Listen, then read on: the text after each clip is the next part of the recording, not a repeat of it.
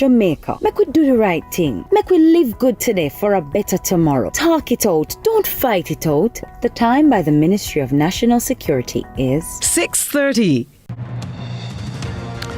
The practice whereby doctors see patients, then recommend that patients be transferred to the University Hospital of the West Indies, the UHWI, has been put on hold because of what the UHWI says is a severe space constraint. But the opposition have come out with all guns blazing. They say that it is not true that it's a space constraint issue. They're saying it's more serious than that, and it is cause for the government to declare a state of public health emergency. We'll hear from the opposition spokesman on health, Dr. Alfred Dawes, and then later on in the show we'll hear from the woman who is the new PNP standard bearer in Central St. James, Senator Janice Allen. Lead story on this Friday. Let's start the show.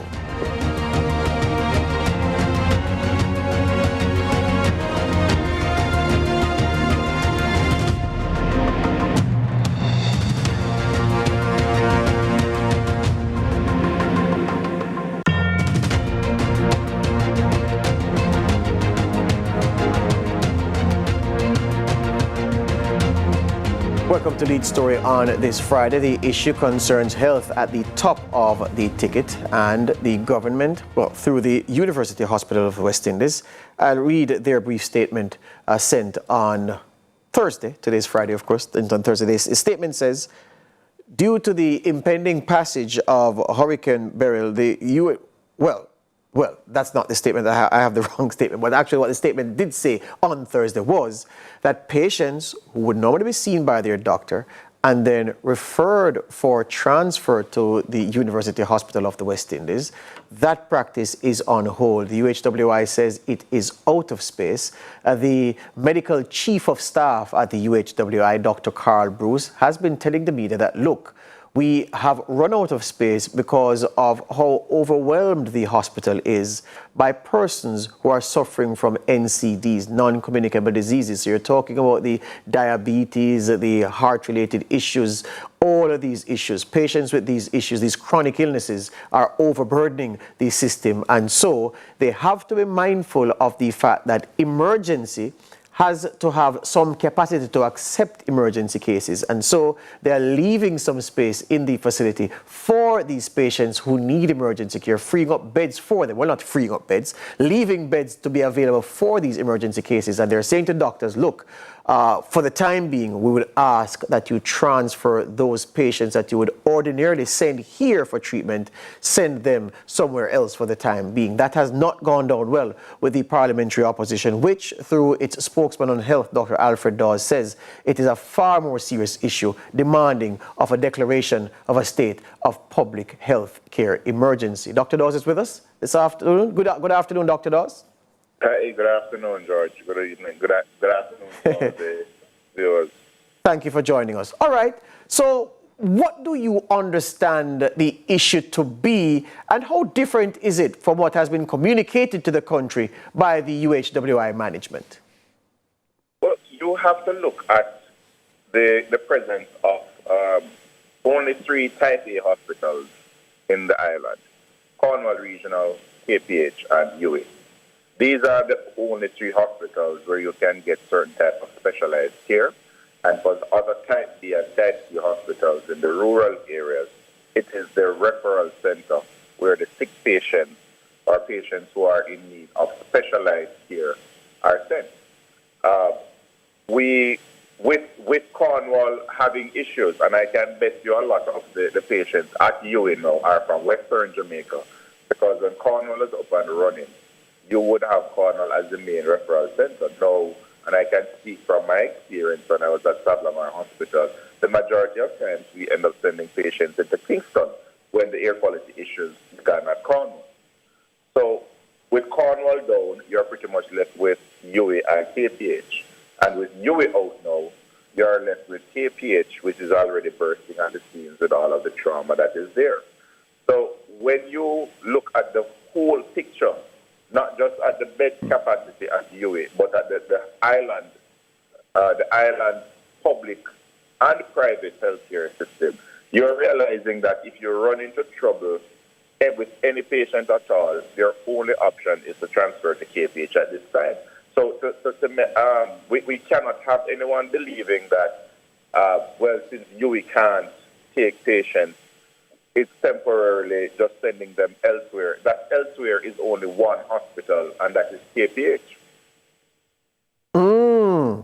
So Dr. Bruce, the medical chief of staff at the UHWI, was at pains earlier today to point out that it is not a doctor shortage issue, but that based on the trend analysis, this was a necessary move at the time. He also pointed out, Dr. Dawes, that the situation assailing the UHWI at the moment is not unique. He said that there are medical facilities in the UK and Canada where this situation is now being realized, brought about by COVID, and how many people stayed away from getting treatment with their NCDs, and how those NCDs have gotten progressively worse, and people are in trouble now, necessitating the kind of medical help that causes them to be crowding out facilities like the UHWI. Do you accept that reasoning from Dr. Bruce? Well, I will even go further with that reasoning, that primary care has been dealt a death blow with COVID because a lot of people miss their appointments, and their diabetes have been out of control, the hypertension has been out of control. So immediately post-COVID, what should have been done was to focus on primary care. COVID is 2 years ago. If we had spent the resources that we had putting up a lot of infrastructure on primary care, then it would have been a better bang for the buck. And I maintain that any overhaul of the healthcare system must be with primary care. Yes. The UK, they have their clinics, their emergency departments overrun with prolonged waiting times, and their primary care physicians are booked out because of the issues that they have with the National Health Service. But countries that have invested in their primary care are not seeing this issue. Yes. And this is something that has been pointed out time and time again to health authorities here locally and in other countries that are focused on more advanced care. You have to go back to basics. If you look at a country like Thailand, where they spend one of the lowest GDP per capita amounts on healthcare, compared to the U.S. that is like 17,000 per year. They have a robust primary healthcare service. Cuba has a robust primary healthcare service, and it is paying dividends. But we cannot keep focusing on spending dollars on rehabilitation, painting clinics, cutting ribbons, putting up buildings that are going to be empty without focusing on primary care, because it is chronic diseases that are causing the issues. Yes. And that is why we are in this position. Yes. Now that we are in this position... Hold the point there, Dr. Dawes. Hold the point there, Dr. Dawes. Dr. Dawes, I must take this break. So hold your line of thought. We're going to pick up after these. This is Lead Story here on CVM TV.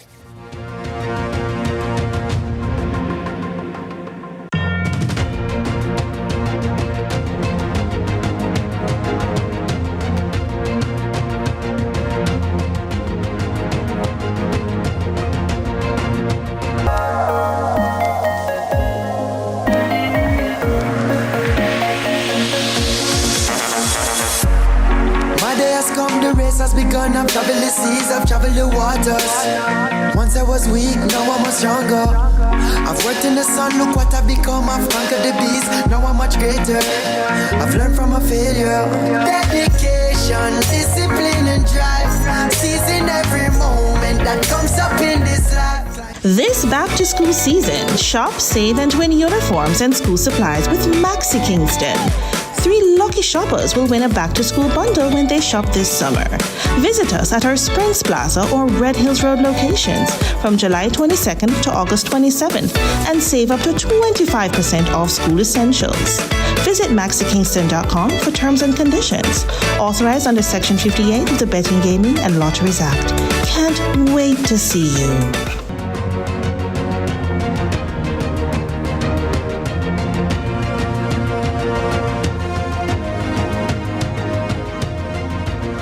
Experienced medical professional Dr. Alfred Dawes is my guest. He's the opposition spokesman on health, and he is talking about the announcement by the UHWI that doctors and facilities, even senior nursing homes who would ordinarily send patients to the UHWI for care and treatment, ought not to do so for the time being due to a space constraint. Dr. Dawes says, well, that's not good enough, and that the government ought to have seen this thing happen, especially with the suspension in care occasioned by the COVID-19 pandemic.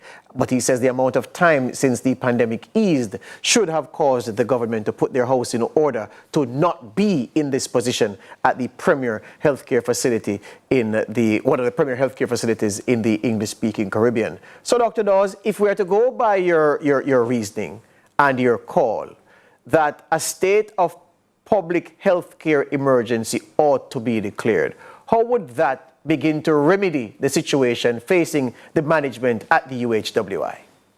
Well, this is the situation.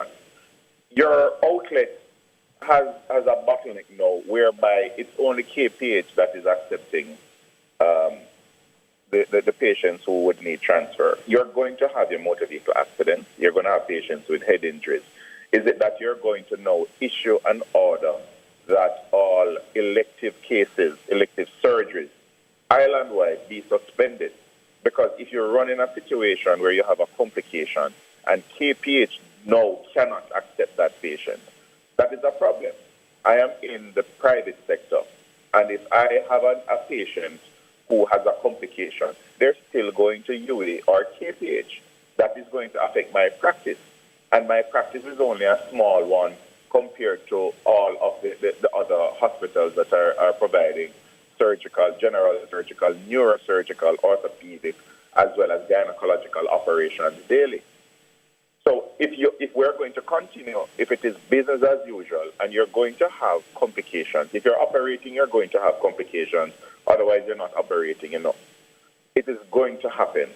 What is going to happen now when you have all of these patients, and you have 20 hospitals, plus several private hospitals where patients are being seen, and they're being in a situation where they can't be cared for in those facilities. They must be transferred to a type A hospital, and it's not necessarily to an ICU, where the UA has the majority of the ICUs accounted for in the island. But Dr. Dawes, I only have specialized service. Dr. Dawes, I only have 3 minutes left, and I hear you. Listen, I don't think anybody watching this program this evening requires any more articulation on what the problem is. You've done that brilliantly. I want to hear from you.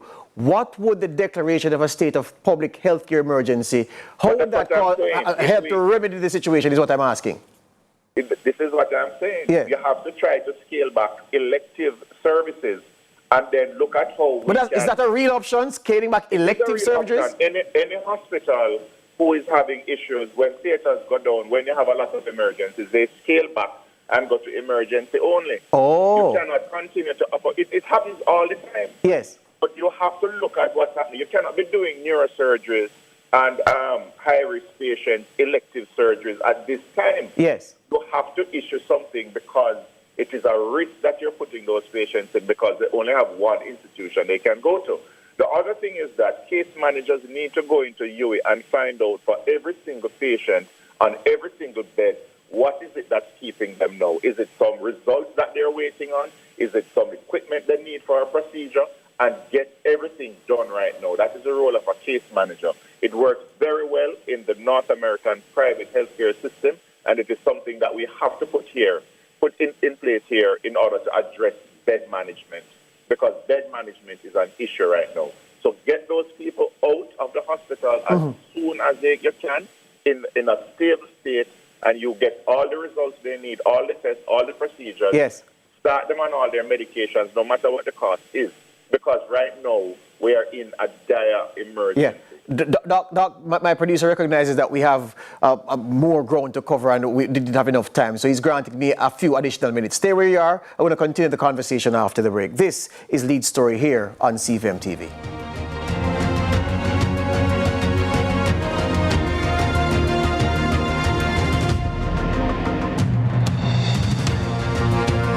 Gordon, host of Holy Road. Hey everybody, what's up? It's your boy John Mark Wigan, host on the show Holy Road. Listen, people need to know what's happening in the churches and in ministry in all of Jamaica. It's an absolute blessing. We're really excited to share this. Tune in to CVM. See it happen. No more fear of missing out. CVM TV News is on YouTube. Get up-to-date news, sports, and business content at CVM TV News anytime, anywhere. Subscribe now to CVM TV News to see it happen.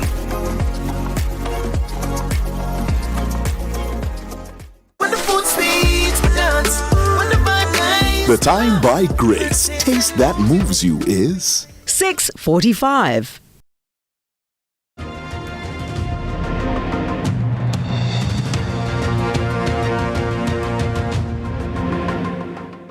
Dr. Alfred Dawes says there are practical steps the government ought to take now to free up the bottleneck at the UHWI, which has caused the institution to tell doctors and institutions not to send patients there who would ordinarily be transferred for health care and for treatment because they simply don't have enough space. Dr. Carl Bruce, the medical chief of staff, says even the facilities that were built outside of the regular brick and mortar plant for COVID to accommodate patients, even those areas are full, and they want to keep a certain number of beds available for emergency care patients. He was at pains to say as well that, look, the message is not that persons should not come to the UHWI for treatment in the case that they have an emergency. He's saying that you are welcome to come. And he's saying it is for those people that they're trying to make space, while they have given this communication to medical doctors across the island, doctors at other health facilities who would usually send patients up to the UHWI. But the opposition have said that's not good enough, and there are practical solutions that can be implemented to effect the requisite change. So here's where I'm going now in the dying embers of the program, Dr. Dawes. For those doctors at the facilities that are used to sending up patients to KPH, so you see Miss Matty, and you look at her condition and you say, no, you need to go to the KPH. You see Ma Storm, and the same thing applies. What are they to do now? What are they to do with the patients who won't stop coming and who won't stop presenting with the illnesses and the state of the illnesses that would warrant them being sent to a place like the UHWI? You're a tough interviewer, George, and that is a question that you're asking me that it will take a whole panel of experts to sit down and discuss how you're going to solve that problem. Because, as I said, you have 20 hospitals that are continuing to function outside of those type 3 hospitals.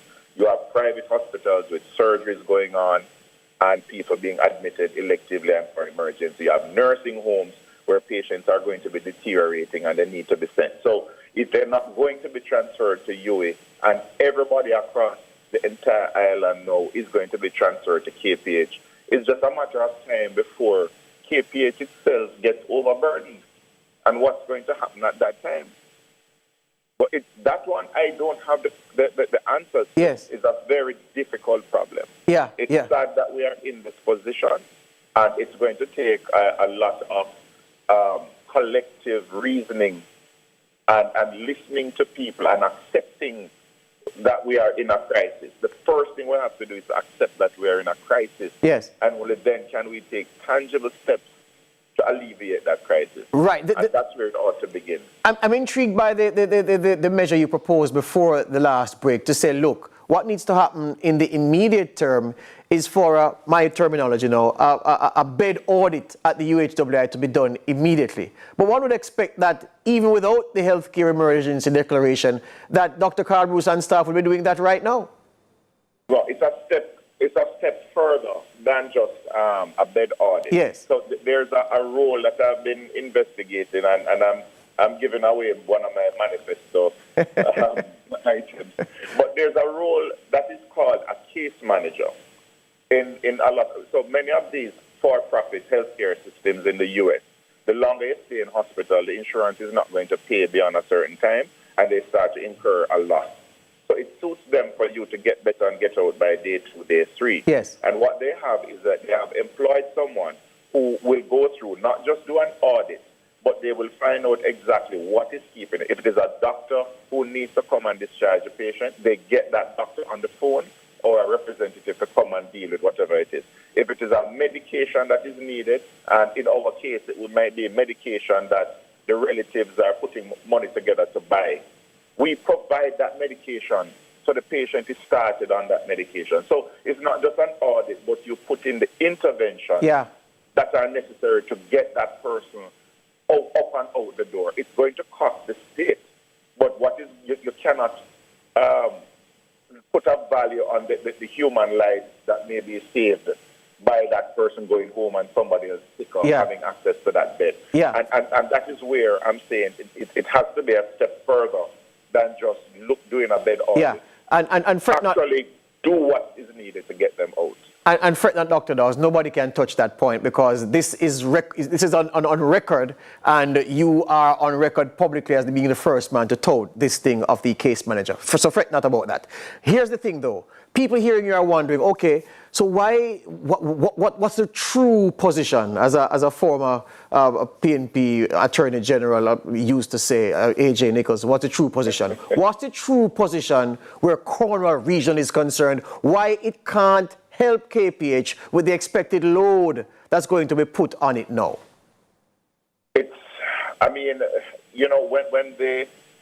When the issue started, it was a scope creep.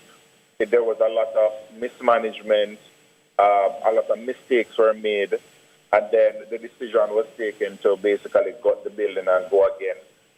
History will determine whether or not that was the correct approach, but many are of the opinion that we should have just gotten Cornwall Regional back operational as soon as possible and then look at the construction of a new hospital.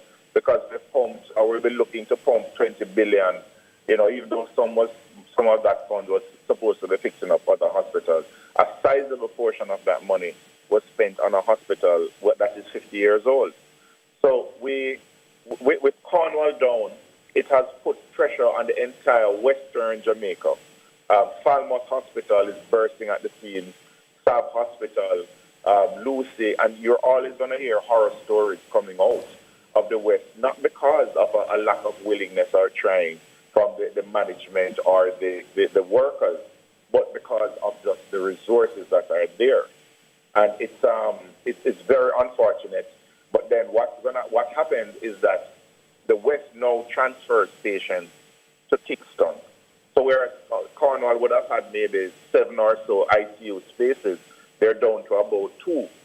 So everything else is going to Kingston, and if it's not KPH, it's Uhwi.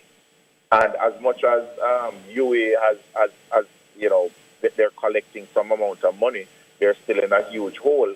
So the maintenance of their equipment and so on, and they're suffering just as the rest of the island. From migration. So the whole health sector, and it's unfortunate that with all of these issues, COVID hit, and as I said, and Dr. Bruce, I concur with him fully, we had a gap where because the clinics were shut down or limited, people's diabetes, blood pressure, cholesterol, and so on were not being taken care of.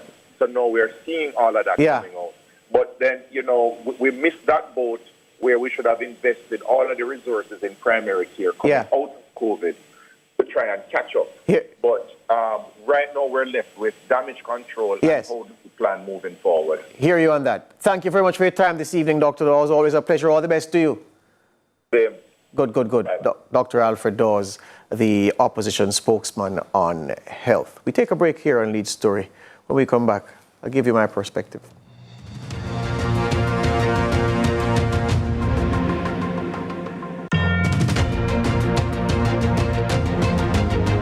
Deserve to be pampered. For over 50 years, Sammy's Shoe Store has flown the flag as Jamaica's #1 shoe retailer, bringing style and comfort to your entire family. Run, don't walk, to Boulevard Supercenter, 66 King Street, downtown Kingston, 10 Cumberland Road, Spanish Town, Sovereign Village, Portmore, or Premier Plaza Halfway Tree to get yours.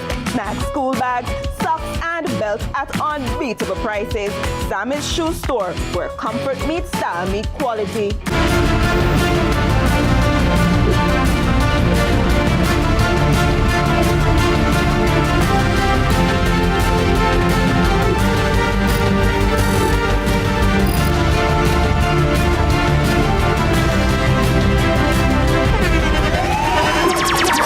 internationally acclaimed On Stage with Winfred Williams. At a new time, Saturdays at 8 p.m. on CVM TV. So much more than entertainment.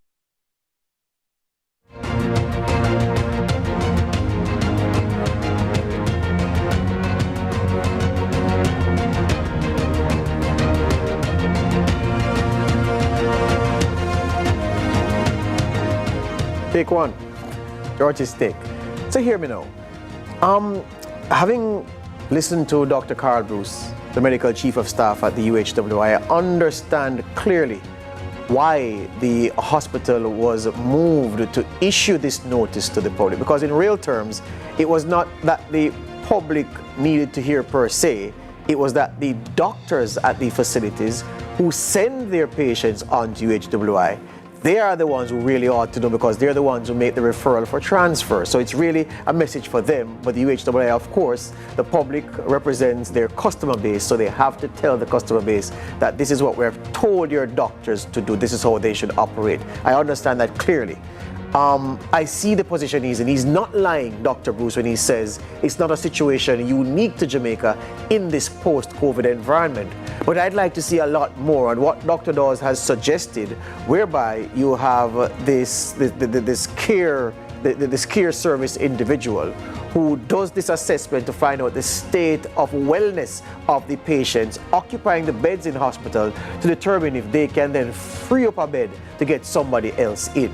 I think that that's a part of the solution going forward. I have no doubt that the management at the KPH and the staff are doing that as we speak, or seeking to do that in the right now, in the immediate term. It's a problem that can get worse, because as Dr. Dawes has asked, what if with the weight of transfer to KPH causes the same thing at the UHWI to set in at the KPH? Where do the patients go? And so elective surgery, so you were due to go do a hernia, or to cut a hernia, or to do something, the ladies with the problem with the fibroids, whatever, those surgeries will perhaps, at the worst case scenario, have to be delayed, and only emergencies. So a man comes in with a gunshot, a man crashed in a car and mash up. Those are the cases that will have to take precedence because of the lack of space and the availability of beds to help with the convalescence of a patient. It need not be a political issue. Those who are in the know need to speak to each other, share the best ideas, and implement them, because we are here at the situation. The UHWI, I'm sure, has taken a proactive measure, which isn't all that palatable, but it's a proactive measure, but it can get worse without the proper management